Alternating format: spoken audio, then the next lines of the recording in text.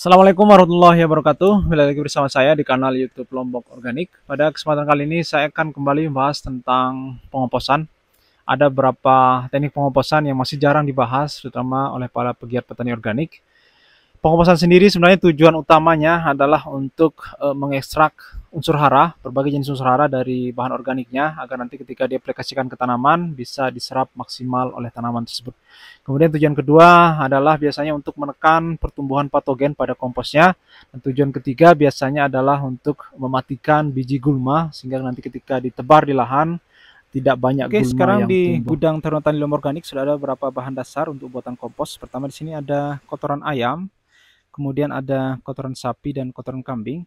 Khusus untuk kotoran sapi, memang kami biasanya selalu mengusahakan untuk mencampurnya dengan kotoran ayam, karena kita ketahui pada kotoran sapi banyak sekali biji gulma.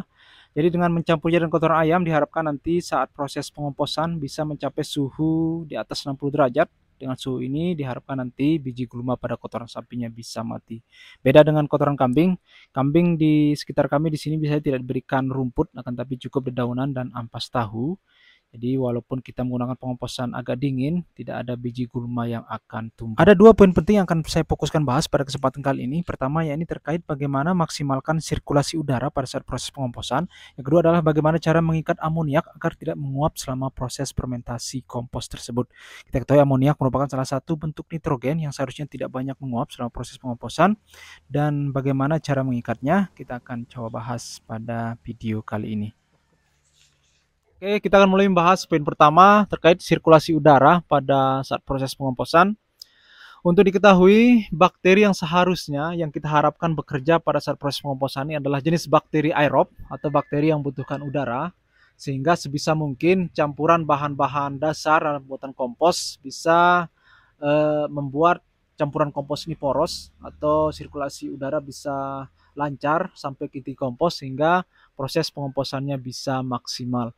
Di Lombok Organik biasanya kami menambahkan pipa paralon yang kami tempatkan di tengah tumpukan kompos. Ini dengan tujuan nanti agar udara bisa tersuplai ke inti komposnya. Bagaimana jika komposnya terlalu padat? Maka yang bekerja adalah bakteri anaerob.